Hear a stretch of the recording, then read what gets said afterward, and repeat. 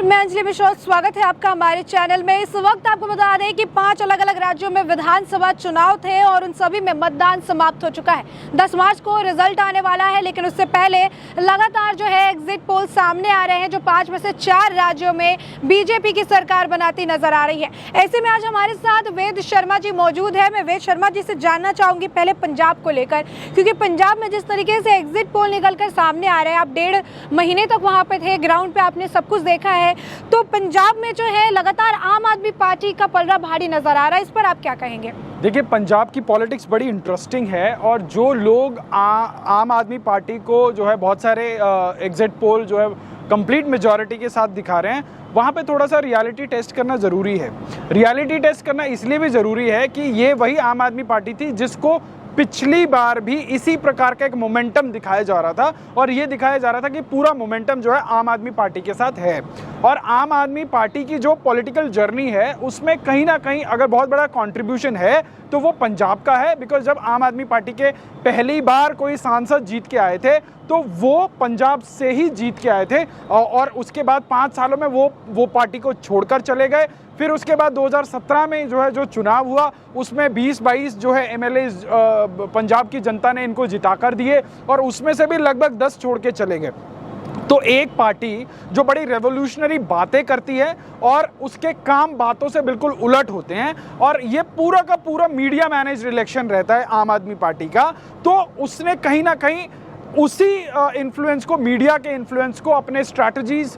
Strategist जो प्रशांत किशोर ने जो उनके लिए जो है दिल्ली इलेक्शन में काम किया, इसी प्रकार की टीम्स को उन्होंने यूज़ करके जो है एक वेव दिखाने की जो है कोशिश करी कि भैया कैसे सेलिब्रिटीज़ को यूज़ किया जाए, कैसे जो है ऐसे चीज़ी मुद्दों को हवा दी जाए। पर अगर आप ग्राउंड की बात करेंगे तो पंजाब में मेरा एनालिसिस कहता है कि Punjab is going for the hung assembly और उस हंग असेंबली में ऐसा होने वाला है कि जहां पे हो सकता है कि आम आदमी पार्टी को जो है एक एज मिले, 30 से 35 सीटें आम आदमी पार्टी को मिले, अराउंड उसी हेर फेर में 30 से 35 सीटें जो है अकाली दल को भी मिलेंगी, जो है 20 से 25 सीटें जो है भाजपा का जो गठबंधन है वो ला सकता है और ऐसी ही सीटें जो है कांग्रेस भी जो है 15 से 20 सीटें कांग्रेस ला सकती है। तो उसमें सिनेरियो देखने वाले ये होंगे कि वहां पे 2 नेचुरल अलायंस बनने की संभावनाएं मुझे नजर आती हैं। एक तो ये कि या तो कांग्रेस आम आदमी के साथ गठबंधन कर ले तो सरकार बन सकती है, और दूसरा कि एक जो पुराने अलायंस हैं शिरोमणि अकाली दल और भाजपा, वो लोग साथ में आ जाएं और भाजपा जो है एक गेम चेंजर की भूमिका में पंजाब के अंदर नजर आती है। क्योंकि पंजाब के अंदर भाजपा कभी 25 से 30 के ऊपर सीटों पर चुनाव नहीं लड़ी और इस बार वो अपनी माइट के साथ अपने प्रभाव वाली 65 सीटों पर चुनाव लड़ी। और किस प्रकार से प्रधानमंत्री ने जो है आखिरी के 1 हफ्ते में जो है पूरे पंजाब में भाजपा के प्रभुत्व वाले एरियो क्षेत्रों पे जाकर जो उन्होंने प्रचार किया, वहां के तमाम डेरा प्रमुख को जो है उन्होंने रिक्वेस्ट करी और जिस प्रकार से तमाम पार्टी के लोग जो है चुनाव के आखिरी मोमेंट तक जो है कांग्रेस से लेकर आम आदमी पार्टी और जितने भी वहां पे डिफरेंट पॉलिटिकल पार्टीज हैं, सिविल सोसाइटी के लोग हैं, वो धड़ाधड़ बीजेपी को ज्वाइन कर रहे थे। तो उससे कहीं ना कहीं जो अंडरकरंट दिखाने और होने का जो डिफरेंस है, उससे तो ये नजर आता है कि वहां पर एक हंग असेंबली होने जा रही है और बीजेपी कहीं ना कहीं एक जो है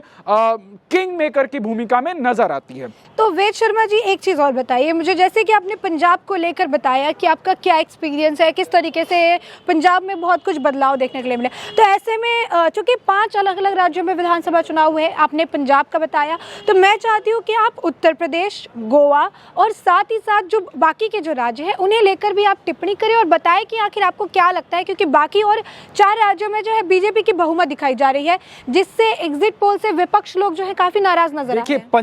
पंजाब में I am yet to complete, क्योंकि मेरा एनालिसिस पंजाब को लेकर यूं है, बिकॉज पंजाब और पंजाबियत को लेकर जितना संजीदा एक सिख प्रधानमंत्री नहीं हो पाया, उससे कई गुना काम नरेंद्र मोदी के नेतृत्व में जो है सिख समाज के लिए मोदी जी ने किया। फिरोजपुर वाला एपिसोड जो हुआ, जैसा हुआ, उसकी कड़वाहट तक को भूलकर प्रधानमंत्री जी के आप अगर पंजाब को लेकर आप चाहे वो केंद्र सरकार से दिए जाने वाले प्रोजेक्ट हो, केंद्र सरकार से दी जाने वाली धनराशि हो, विकास के तमाम कार्य हो, योजनाएं हो, आप उनको उठाकर देखेंगे तो आपको समझ आएगा कि पंजाब के लिए केंद्र सरकार ने कितना काम किया है। चाहे वो जो है कॉरिडोर खोलने की बात हो, चाहे जो है प्रकाश पर्व के ऊपर पूरे विश्व में जितने भी भारतीय राजदूतावास हैं और देश के अंदर जितने भी राजभवन हैं वहां पर जो है गुरु महाराज के कीर्तन की बात हो, और चाहे जो है गुरु ग्रंथ साहब की और गुरु नानक देव जी की जो शिक्षाएं हैं उनको लोगों तक पहुंचानी हो,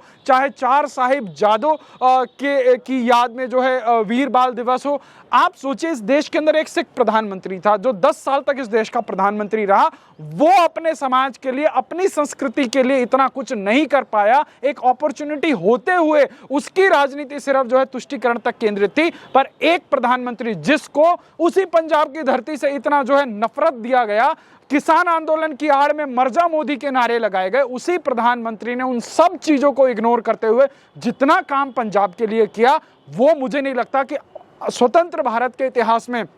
किसी भी प्रधानमंत्री ने इतना किया। और पंजाब की जो जनता है, देखिए एक पार्टी कैडर अलग होता है, एक जनता अलग होती है। जो वहां की जनता है वो इन चीजों को देख रही है, इन चीजों को समझ रही है। और जिस प्रकार से पंजाब के अंदर धर्म परिवर्तन हो रहा है और पिछले 5 साल तक वहां की सरकार जो है कंबल तान कर सोती रही, और जो अब वाले मुख्यमंत्री हैं उनका तो जो है धर्म परिवर्तन वालों के साथ कुछ ज्यादा ही विशेष प्रेम है। वो सब चीज जो है पंजाब की जनता देख रही है और समझ रही है। मुझे लगता है उसके आधार पर जो है वहां पर वोट हुआ है और केंद्र सरकार की जो गवर्नेंस है उसके ऊपर मतदान हुआ है। और ये सिर्फ पंजाब में नहीं, ये चीजें हर राज्य में हुई हैं। चाहे आप उत्तराखंड को उठाकर ले लीजिए, उत्तराखंड में भाजपा जो है पिछली बार 58 सीट्स लेकर आई थी, इस बार 58 सीटें तो नहीं आएंगी निश्चित रूप से, पर भाजपा वहां पर भी पूर्ण बहुमत के साथ सरकार बनाने जा रही है। क्योंकि केंद्र की तमाम योजनाओं से लेकर हर चीज, आप किसी भी चीज को उठाकर देख लीजिए, उत्तराखंड में जितनी भी केंद्र सरकार की योजनाएं हैं, चाहे वहां पर जो है विभिन्न सर्किट्स के माध्यम से जो है कल्चरल हेरिटेज को, जो है वहां की सांस्कृतिक संपदा को, प्राकृतिक संपदा को संजोने का काम हो रहा है, चाहे ऋषिकेश से कर्णप्रयाग रेल लाइन ले जाने का काम हो रहा है, चाहे ऑल वेदर रोड बनाने का काम हो रहा है। आप टूरिज्म की बात करेंगी तो आपको जानकर जो है ताज्जुब होगा कि जो है 5 वर्ष के कार्यकाल में 2 साल कोविड ने खराब कर दिए, उसके बावजूद भी केदारनाथ में आने वाला जो फुटफॉल है, जो पिलग्रिम है, वो पिछली सरकारों के मुकाबले जो लगभग डबल से बढ़ा है। हेमकुंड साहिब में जाने वाला जो पर्यटक है वो जो है पिछली सरकारों के कंपैरेटिवली बढ़ के हुआ है। तो यही चीज गोवा में हुई है कि गोवा में स्कूलों से लेकर जो है हेल्थ इंफ्रास्ट्रक्चर पर वहां की स्टेट गवर्नमेंट ने केंद्र सरकार के जो है फंडिंग के साथ कितना इनक्रेडिबल काम किया है, वो अपने आप में काबिले तारीफ है। तो ये सारी चीजें कहीं ना कहीं जो है बीजेपी को सत्ता में वापस लेके आती है। क्योंकि आज हम जब 2022 में हैं, बीजेपी इकलौती एक ऐसी पार्टी है जो सिर्फ तुष्टीकरण की बात नहीं करती, क्योंकि प्रधानमंत्री मोदी का जो विजन है आज वो पूरे विश्व में जो है उनका एक बुखार सर चढ़कर बोल रहा है। तो उनकी जो एक्सेप्टेंस है, उनके लीडरशिप की जो एक्सेप्टेंस है, उनके काम के ऊपर जो अप्रूवल जनता लगा रही है, आप सोचिए 2014 से पहले क्या कभी इस देश के किसी चैनल ने या इस देश की जनता को पता लगा कि कांग्रेस ने 5 साल पहले अपने घोषणा पत्र में क्या कहा था और उसने कितना अचीव कर लिया? तो नरेंद्र मोदी ने एक नया नैरेटिव सेट कर दिया कि अपने सरकार की हर एनिवर्सरी पे उनका मंत्री आकर टीवी चैनलों पर आकर यह बता रहा है कि हमने जो है 1 साल में क्या अचीव कर लिया, हमने जो वादे किए थे उसमें से कितने फुलफिल कर लिए। अब आप सोचिए, एक ऐसा प्रधानमंत्री अपने वादे भी पूरे कर रहा है और जो ये पुरानी कांग्रेस की जो सरकारें थी, किंग कर्तव्य मूड सरकारें थी, जो काम ही नहीं कर पाती थी, उनके काम भी जो है नरेंद्र मोदी पूरे कर रहे हैं। तो जनता को काम नजर आता है जब आपको दिखता है कि आपके अड़ोस पड़ोस में एक इंफ्रास्ट्रक्चर डेवलपमेंट हो रहा है। आप सोचिए 2014 से पहले इस देश में एक दिन में 12 से 14 किलोमीटर पर डे का हाईवे बनता था, आज 45 से 48 किलोमीटर का हाईवे बन रहा है इस देश के अंदर। तो ये एक इच्छा शक्ति है, ये इस देश की सरकार की का जो एक पब्लिक के प्रति प्रॉमिस है। आप सोचिए 2019 में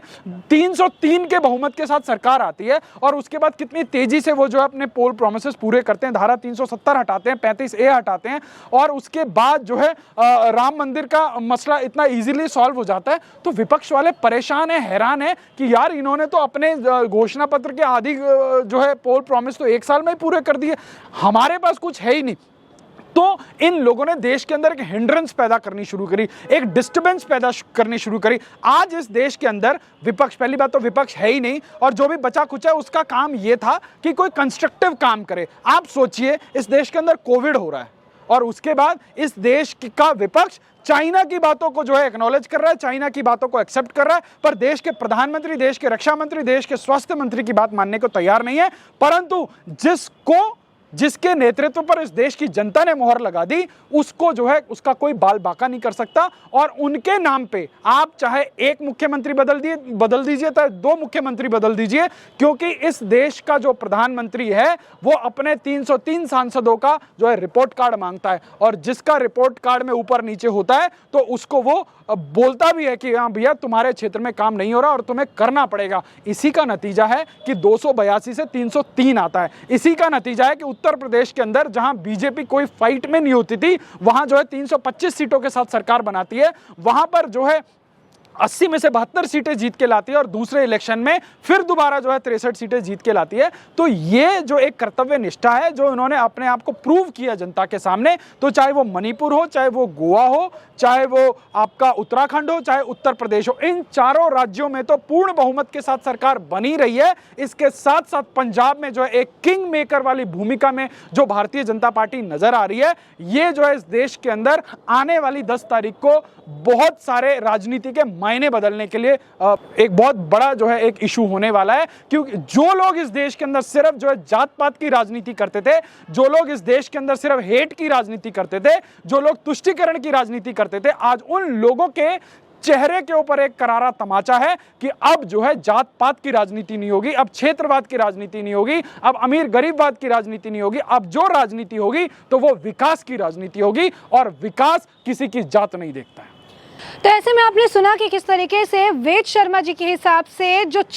5 में से जो 4 राज्य है, पंजाब को अगर छोड़ दे तो वहां पर बीजेपी बहुमत के साथ सरकार बनाएगी, और पंजाब में बीजेपी का एक अहम रोल होगा और वो होगा किंग मेकर का रोल। अब ऐसे में क्या कुछ समीकरण जो है बदलते नजर आएंगे, राजनीति में क्या कुछ उतार चढ़ाव देखने को मिलता है, ये बात तो 10 मार्च को साफ हो जाएगी। लेकिन आपकी भी जो राय हो उसे हमें कमेंट सेक्शन में जरूर साझा करें।